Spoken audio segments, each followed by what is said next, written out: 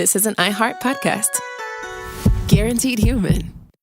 With no fees or minimums on checking accounts, it's no wonder that Capital One Bank Guy is so passionate about banking with Capital One. If he were here, he wouldn't just tell you about no fees or minimums. He'd also tell you about how Capital One cafes are open 7 days a week to assist with your banking needs. Yep, even on weekends. It's pretty much all he talks about, in a good way. What's in your wallet? Terms apply. See CapitalOne.com/bankguy. Capital One N.A., member FDIC.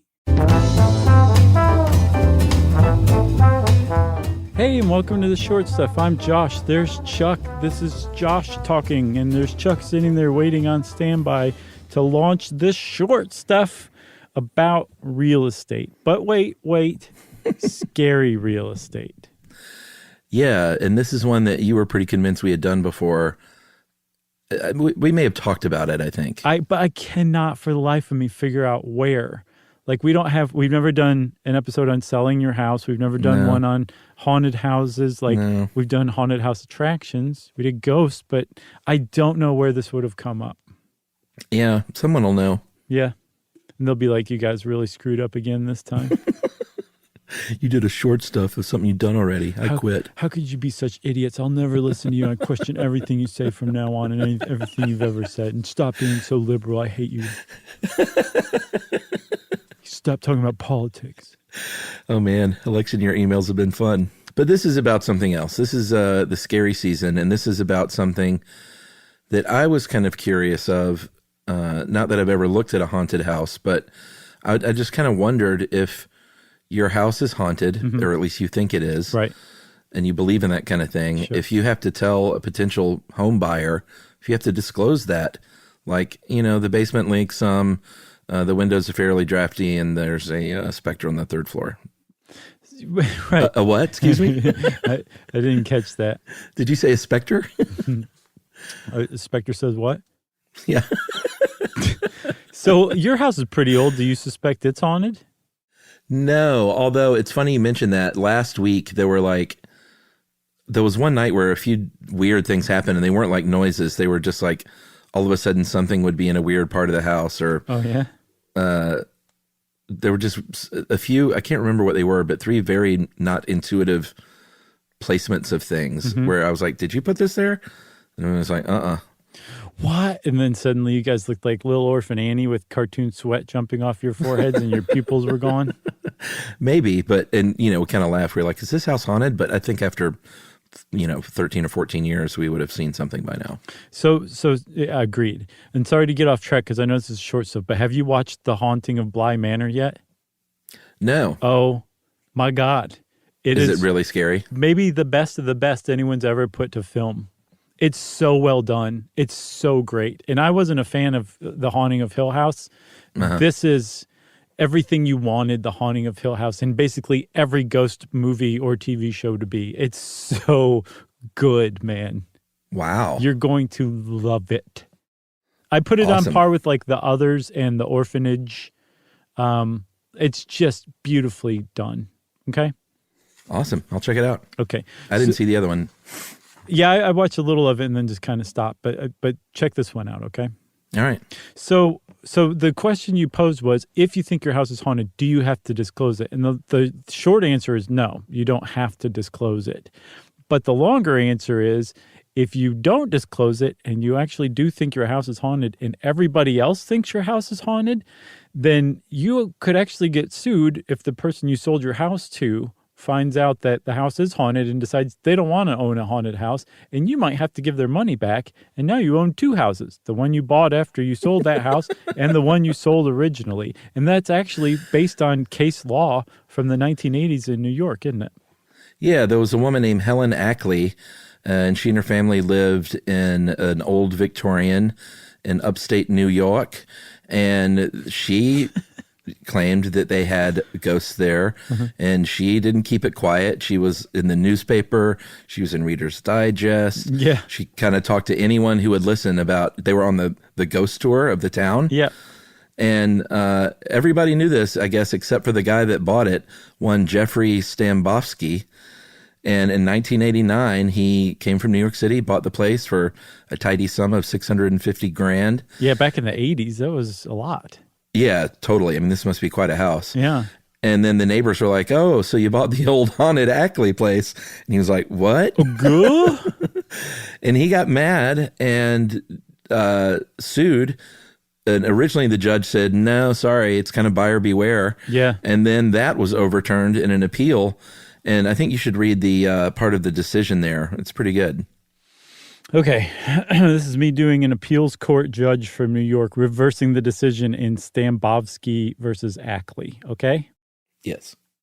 Whether the source of the spectral apparitions seen by defendant Sella are parapsychic or psychogenic, having reported their presence in both a national publication, Reader's Digest, and the local press in 1977 and 1982, respectively, wrote the court, defendant is stopped, prevented from going back on her word, to deny their existence, and as a matter of law, the house is haunted.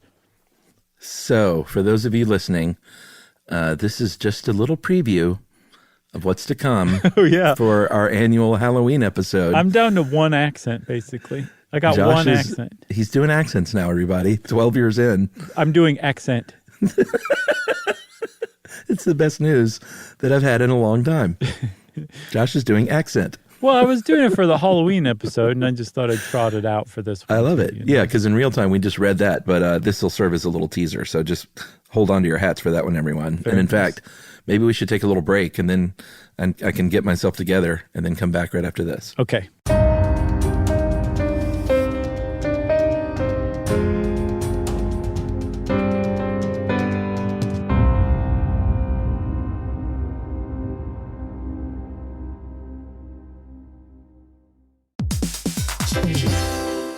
If you own a home, you already know stuff breaks. It's not if, it's when. And somehow it's always like the AC in July or the fridge right after you go to the grocery store. That's why you always hear people say they don't make appliances like they used to, because it's kind of true. That's right. Good thing there's American Home Shield. With an AHS home warranty, they can help fix major home systems and appliance breakdowns like your AC, plumbing, or fridge. And if they can't repair your covered item, they'll replace it, no matter how old it is. And that's huge, because fixing an AC can cost a lot. Like, hey kids, our vacation is canceled a lot. Plus, as a benefit to select plans, you can get real-time video help from live repair experts to troubleshoot home hassles at no extra cost. Listen, everybody, home ownership is already stressful enough. No need to upset your wallet. So check out American Home Shield now and get 20% off any plan at ahs.com/SYSK and see promo details.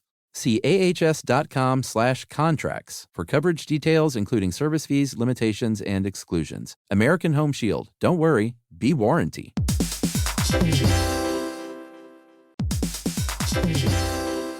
Hey, everybody, we want to talk to you about The Big Bang Theory. That's a show that became one of the most defining sitcom of its era and really built a fan base around its memorable characters and unique group dynamic. That's right, which is why we think you'll enjoy the official Big Bang Theory podcast. It's back, covering seasons 3 and 4 of the show. Host Jessica Radloff sits down with crew and cast members like Kunal Nair, who plays Raj, Mayim Bialik, who plays Amy, and Kevin Sussman, who plays Stuart. That's right. You're going to learn all about the Easter eggs you may have missed, behind-the-scenes stories, and how certain real-life relationships shaped some of the most memorable storylines. Yeah, there's cast reflections years after the series aired and expanded content around famous episodes and storylines. It is exactly what you're looking for if you're a fan of The Big Bang Theory. The season is on video, so watch the official Big Bang Theory podcast on HBO Max, or listen wherever you get your podcasts, and stream episodes of The Big Bang Theory on HBO Max.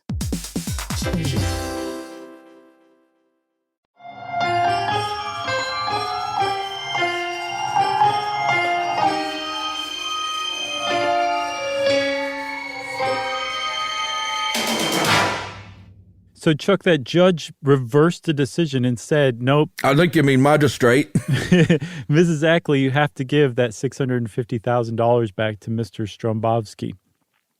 And, or Stambovsky, I'm sorry. And She did. She had to. She was stuck with two houses now. And the reason why is, traditionally with law, it's buyer beware, caveat emptor, which is basically saying, like, if you didn't take the time to examine a house, it's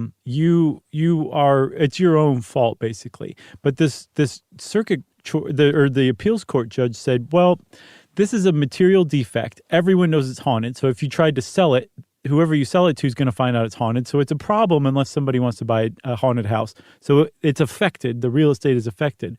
But then secondly, you couldn't possibly find this out just by examining the house, right? And so there was, except that it's an old Victorian in upstate New York. Right. You could make got a 50-50 presumptions. chance. Right. But he was saying, like, so buyer beware doesn't apply in this situation, and actually overturned it. So when he did that, there's no state laws on the book. There's no state. I think Zillow did a survey. There's no state that says you have to disclose whether people think a house is haunted or not. But because that decision was made, there's now precedence for it, and people can point to it when they try to sue other people and say, look, see, other people have said this is correct, so find in our favor. Yeah, I think Minnesota has in its disclosure law something that says it frees sellers up from having to disclose non-material facts, including if the home has any perceived paranormal activity. So it is actually listed, right, but it's listed in reverse. Right.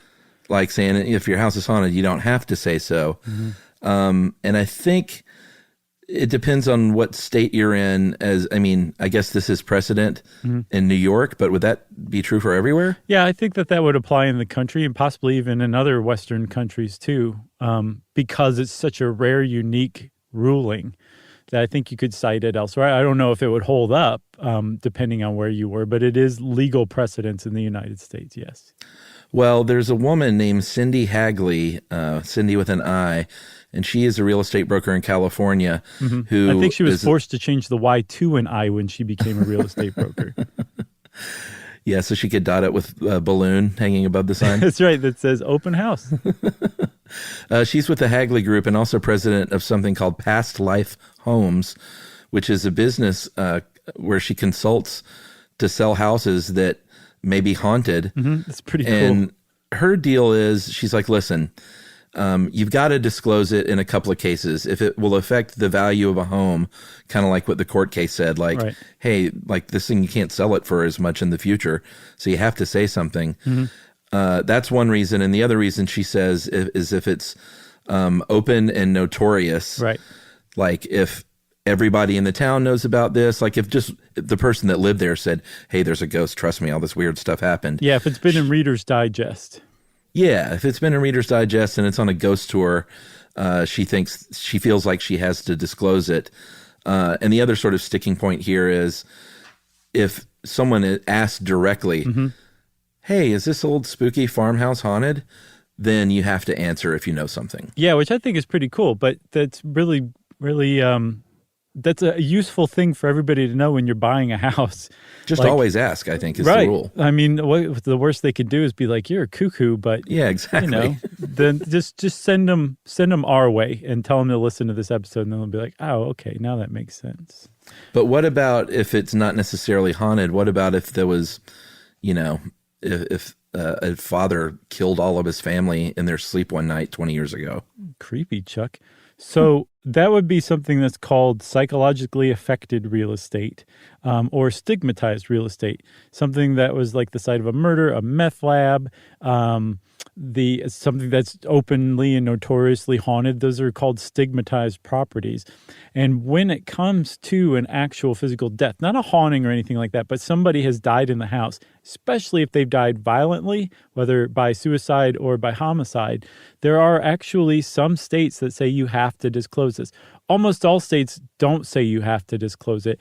Again, though, you would be probably better off in the long run just to cover your bases legally afterward to disclose it after you're basically signing papers. You're like, by the way, my grandmother died in your bedroom, and then just run out the door with their check. But in Alaska, California, and South Dakota, you actually are required to disclose it ahead of time. Right. And so if someone said, is Bly Manor haunted? You would have to say, oh, yes. This is pretty cool stuff. It is. I love stuff like this. So yeah, I guess the thing here is to be truthful, is to be honest and open about everything from homicides to hauntings to, if you've been making meth, let the people know, I've been making meth here, no big deal. This house is probably just infected forever. Right. Well, that's it. That's it about distressed real estate. And if you want to know more about it, go home shopping and see what you find. And let us know what you find too. And in the meantime, Short Stuff is out.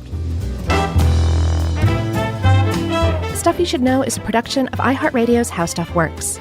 For more podcasts from iHeartRadio, visit the iHeartRadio app, Apple Podcasts, or wherever you listen to your favorite shows.